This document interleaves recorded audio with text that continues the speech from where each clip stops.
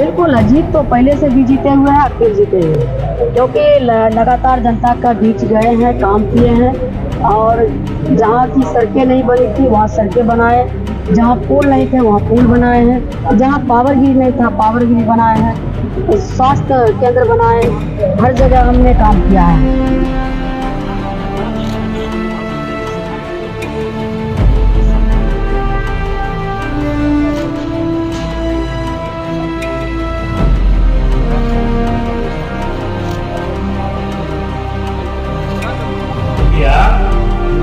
ये फिर से चुनाव लड़ रहे हैं। अब आप लोग तो यही ना समझिएगा कि कितना बार हम उसको तो राज्य सरकार में मंत्री तक भी बनाए, वो कहते उसको कुछ बोलने नहीं आता था और तब भी हम उसको आगे बढ़ाए। इतना हम सबको इज्जत देते रहे, देखिए हमको कोई छोड़ के भागता है तो गड़बड़े न करे।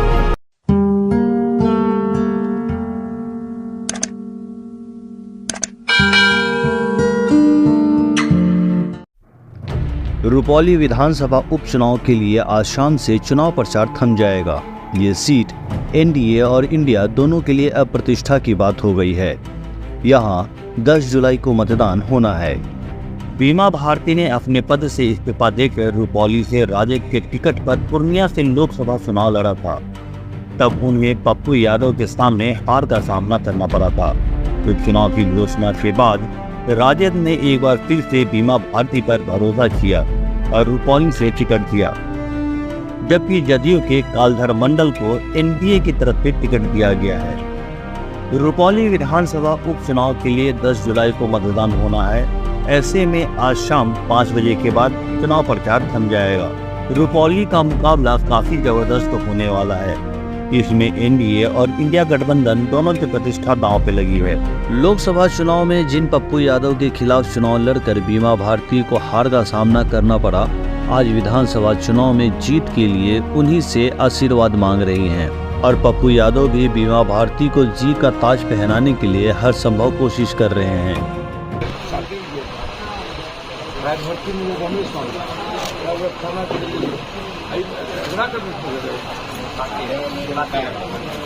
बहुत जो है कि उपचुनाव है और पहले से भी थे विधायक और फिर चुनाव दोबारा लड़ रहे हैं, क्षेत्र में जा रहे हैं, घूम रहे हैं और सभी का भरपूर समर्थन मिल रहा है और सबका स्नेह प्यार जनता का जो है कि जिस तरह से देते आ रहे हैं उसी तरह से मिल रहा है।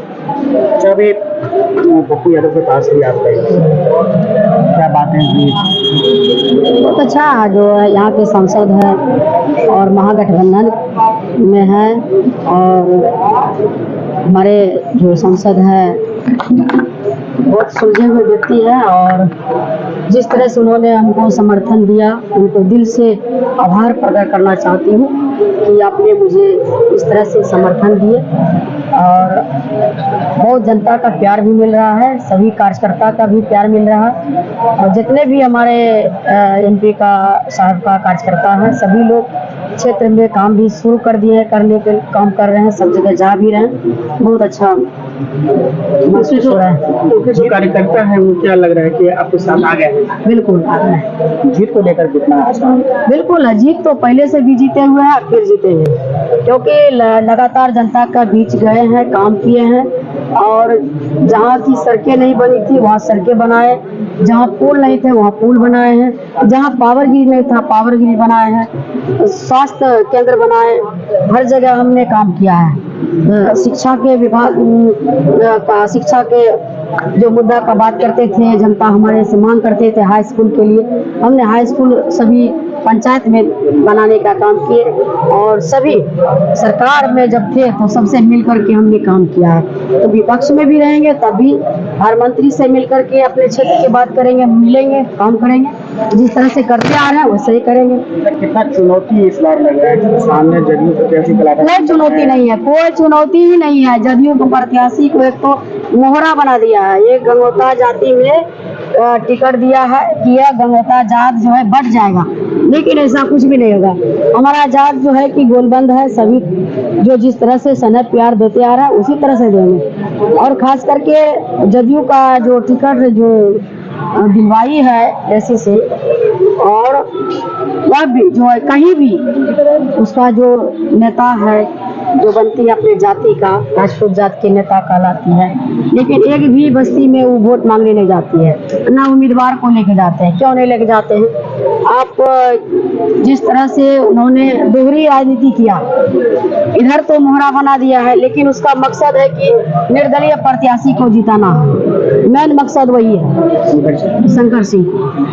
इसलिए जनता समझ चुकी है और जनता जो है नई नहीं है, सब दिन साथ में रहे, हमारे कार्यकर्ता सब दिन साथ रहे, तो सब चीज जान रहे हैं। और जिस तरह से केस में भी फंसाया गया है, बेटा को भी पति को भी, तो सब जान रहे कि 18 साल का बच्चा को फंसाने का काम किया, यह राजनीति के था, या पुलिस प्रशासन को दबाव दे करके सरकार की तरफ से उलझाने का प्रयास किया कि चुनाव में ये जो डिस्टर्ब हो जाएगी, जिस तरह से एमपी में हुआ था। लेकिन मजबूती के साथ चुनाव लड़ेंगे और हमारे साथ जनता है, हमारे साथ रुपौली का भगवान स्वरूप जनता है और उन्हीं का सना प्यार मुझे हर समय मिला है। हमारे कार्यकर्ता मजबूती के साथ चुनाव में मैदान में उतर चुके हैं, काम कर रहे हैं और चुनाव जीते हैं।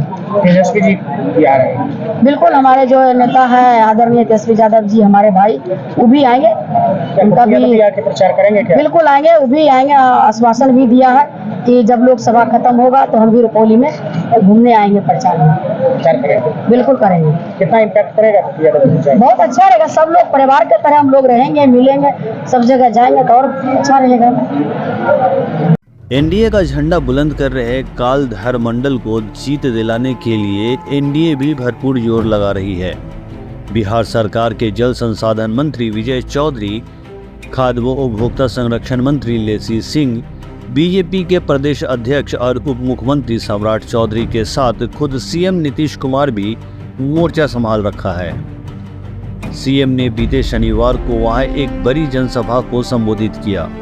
हालांकि कालधर मंडल के लिए यह राह आसान नहीं है, क्योंकि इस सीट पर बीमा भारती का दबदबा 24 सालों से रहा है। लेकिन एक बात ये भी है कि वो जदयू के टिकट पर यहाँ से जीतती रही है, लेकिन इस बार राजद के टिकट पर किस्मत आजमा रही है। 2000 में बीमा भारती ने जीत का स्वाद चखा, इसके बाद से रुपौली में बीमा भारती का दबदबा बरकरार है। ये फिर से चुनाव लड़ रही है। अब आप लोग तो यही ना समझिएगा कि कितना बार हम उसको तो राज्य सरकार में मंत्री तक भी बनाए, उसको पहले उसको कुछ बोलने नहीं आता था और तब भी हम उसको आगे बढ़ाए। इतना हम सबको इज्जत देते रहे। देखिए, हमको कोई छोड़ के भागता है तो गड़बड़े नंबर आप जानते ना है, हम लोगों का तो आप जानते हैं, हमारा तो रिश्ता बहुत पुराना ना है भाई। आप समझ लीजिए, अब इसके बाद तो हम लोग तो 2 बार खाली अलग हो गए थे, इस बार भी थोड़ा अलग हो गए थे, तो फिर हमको खराब लगा कि ठीक नहीं है।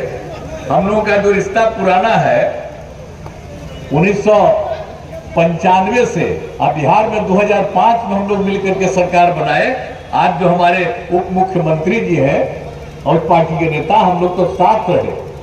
आज तो फिर तीसरी बार में इस देश के प्रधानमंत्री बने, तो इसीलिए आप समझ लीजिए कि सब कुछ अच्छा हुआ, फिर बिहार आगे बढ़ेगा। लेकिन हम लोग जब साथ थे तब कुछ लोग को इधर उधर कर दिया था, तो वो अलग थलग हो करके भाग गई। तब भाग गई तो आप तो समझ रहे हैं कि हम लोगों के जो उम्मीदवार थे, अब यहां से ये जो संतोष कुशवाहा जी थे, आप बताइए 2 बार जीते, तीसरा बार ही हुए। हालांकि दूसरे नंबर पर है, थोड़ा सा वोट का अंतर था, लेकिन ये तो इसी एरिया से जीते हैं, बड़ी भारी संख्या में इसी एरिया से जीते थे। यही के वो कैंडिडेट थे, तब भी इसी एरिया से जीते थे। और जो हमारी एमपी बनी हुई है, इसके भी एरिया से भारी बहुमत से जीते थे। तो सब जगह हाँ, लेकिन हमको बड़ा आश्चर्य हुआ कि इस आदमी को क्या हुआ। आप पिछली बार चुनाव में तो हम आए थे, तो लग रहा था कि कोई दिक्कत नहीं होगा।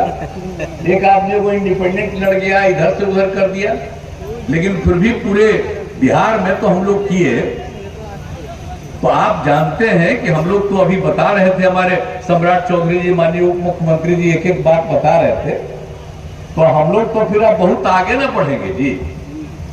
अभी तो एक बाई इलेक्शन है, तो इसके लिए हम लोग आए हैं आपसे अनुरोध करने के लिए। अब आप समझ लीजिए कि जिन लोगों को हमने इज्जत दिया, अब भाग गया था, जाने दीजिए। अब इसके बाद हम लोगों ने पूरे तौर पर जो कुछ भी था, अब आपको मालूम है संतोष कुशवाहा जी तो 2 बार जीते, लेकिन इस बार ये हार गए, लेकिन फिर भी ये मेहनत कर रहे हैं, सब काम कर रहे हैं ये लोग, सब लोग। तो हम लोगों के उम्मीदवार हैं, उसके लिए काम कीजिए।